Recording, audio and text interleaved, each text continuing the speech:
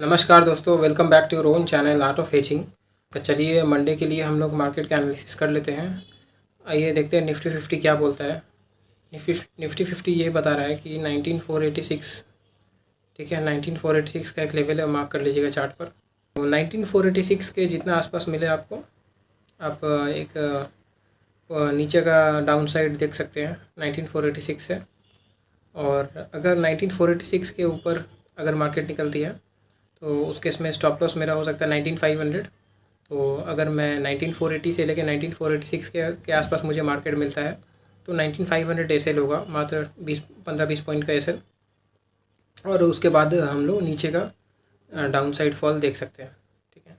लेकिन अगर 19486 ब्रेक करता है और उसके ऊपर एक 2-15 मिनट का क्लोजिंग दे देता है ग्रीन कैंडल के साथ, तो फिर हम लोग मार्केट को अवॉइड कर देंगे। और क्योंकि इमीडिएटली कॉल साइड ऐसा ट्रेड बनता हुआ मुझे नहीं दिख रहा है। आवरली चार्ट पे भी अब देख सकते हैं मार्केट इतना टाइम से एक डाउनफॉल की तरह चल रहा है, ठीक है। डाउनफॉल है इसमें बना हुआ है निफ्टी 50 में। तो अगर मैं एक ट्रेंड लाइन यहाँ ड्रॉ करूँ, ये रहा, ये इधर, और ये रहा, ठीक है। तो निफ्टी 50 में डाउन ट्रेंड बना हुआ है फ्रेंड्स।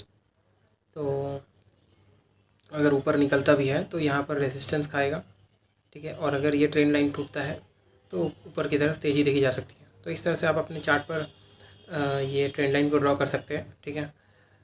और बाकी कल के लिए मुझे यही दिख रहा है कि 19490 या 500 के आसपास के ऊपर अगर निकलता है तो यहाँ तक आएगा, इस ट्रेंड लाइन तक आएगा और फिर से रेजिस्टेंस खाकर नीचे गिर सकता है, ठीक है। तो इस तरह से हमारा स्ट्रेटजी रहेगा कि अगर 19486 के आसपास मिलता है तो हमें 19500 का एसएल डालकर नीचे की तरफ बैठना चाहिए मेरे हिसाब से। This is my opinion.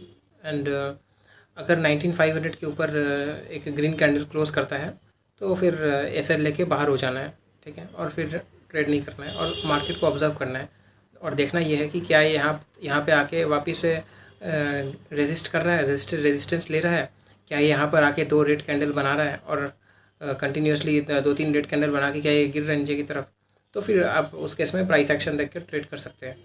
But the thing is कि अगर एक ट्रेड बनता हुआ दिख रहा है तो ये 19490 19480 के आसपास ही दिख रहा है, ठीक है। एसएल हमारा इस ट्रेड के लिए होगा 19500 और ये ट्रेड किस साइड का होगा, डाउन साइड। यहाँ से 19490 से नीचे की तरफ गिर सकता है, 19486 19490 इसके आसपास से ये डाउनफॉल देगा, ठीक है।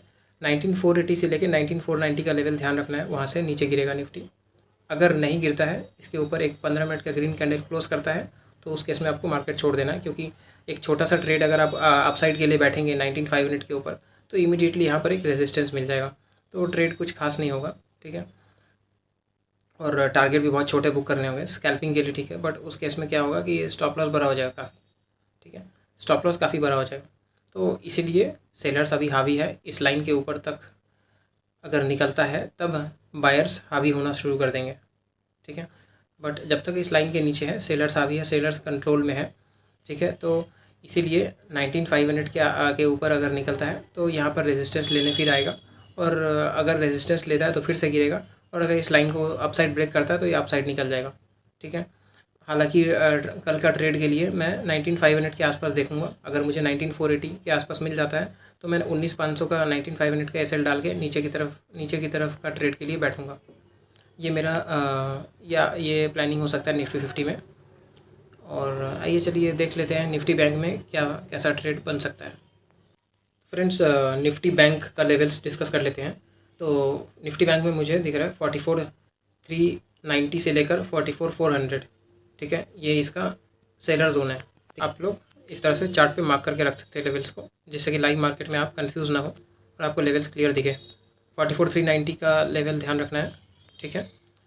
तो अगर 44390 के ऊपर, इस लेवल के ऊपर अगर लगातार 2 ग्रीन कैंडल के साथ ब्रेक कर रहा है अगर ये लेवल, तो फिर मार्केट रिवर्स ले सकता है, ठीक है।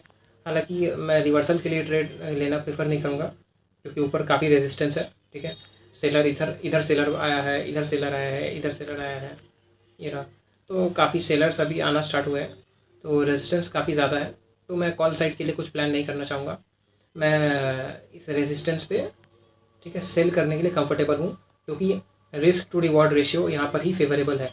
ठीक है, तो आप लोग भी अपना रिस्क को मद्देनज़र रखते हुए ट्रेड कर सकते हैं। और बाकी 44,390 का लेवल ध्यान रखिएगा। बैंक निफ्टी में एसएल आपका 44,420 का रखिएगा, बहुत ज़्यादा एसएल नहीं रखिएगा। 44,320 मैक्सिमम, इससे ऊपर का एसएल नहीं रखिएगा। 44 कितना बोला मैंने, 44,420 का एसएल होगा बैंक निफ्टी में। ठीक है, और टारगेट 200 से 300 पॉइंट का आप रख सकते हैं अपने रिस्क टू रिवॉर्ड रेशियो के हिसाब से। बट टारगेट 100 पॉइंट का रख सकते हैं अगर आपका एसएल 30 पॉइंट का है तो इस तरह से 120 पॉइंट का, तो इस तरह से 1:4 रेशियो मेंटेन हो जाएगा। अगर आपका स्टॉप लॉस 30 पॉइंट का है तो आपको रिवॉर्ड 120 पॉइंट्स का लेना चाहिए, यानी कि 30/4, तो 1:4 रेशियो हो गया। ठीक है, तो 1:4 रेशियो का रिस्क टू रिवॉर्ड रेशियो आप मेंटेन करके चलिएगा। ठीक है, और बाकी मेरे लिए हिसाब से 44,390 का ये एक लेवल है। ठीक है, इसके नीचे मार्केट डाउन साइड जा सकता है और इसके ऊपर अप साइड। इसके ऊपर नीचे की साइड का कोई पोजीशन नहीं होना चाहिए। 44,390 के ऊपर डाउन साइड का कोई पोजीशन नहीं होना चाहिए। 44,390 के नीचे अप साइड का कोई पोजीशन मैं नहीं बनाना चाहूँगा। ठीक है, तो 44,390 will be the important level in bank Nifty. And in Nifty 19,480 के ऊपर अगर निकलता है तो वापस से यहाँ पर एक डाउन ट्रेंड का जो लाइन है, ठीक है, डाउन ट्रेंड लाइन, इस पर रेजिस्टेंस ले सकता है। तो ध्यान से ट्रेड करिएगा फ्रेंड्स। ठीक है, 19,480 के ऊपर निकलने के बाद भी आप 19,500 का ऐसे लगा कर रखिएगा। ठीक है, ज़्यादा ऐसे नहीं है, जस्ट 19,500, 20 पॉइंट का ऐसे। 19,500 के ऊपर अगर निकलता है तो मार्केट छोड़ दीजिएगा। ठीक है, क्योंकि आप कॉल का ट्रेड लेने बैठेंगे तो रिवॉर्ड काफ़ी छोटा सा होगा और उतना बड़ा रिस्क छोटा सा रिवॉर्ड के लिए नहीं लेना चाहिए। ठीक है, तो this is the conclusion of Nifty 50 and bank Nifty. So trade well and अपने हिसाब से आप मार्केट को समझ कर ट्रेड करिएगा। ठीक है, ध्यान रखिएगा कि कोई बड़ा रिस्क नहीं ले, क्वांटिटी साइज हमेशा कम रखना है। ठीक है, अगर आप ऑप्शंस में ट्रेड करते हैं तो रिस्क टू रिवॉर्ड अपना मेंटेन करके चलना है। सो आज के लिए इतना ही फ्रेंड्स, थैंक यू। मिलते हैं अगले वीडियो में। चैनल को लाइक, शेयर और सब्सक्राइब करना मत भूलिएगा और अपने दोस्तों के साथ ज़रूर शेयर करिएगा। Thank you friends.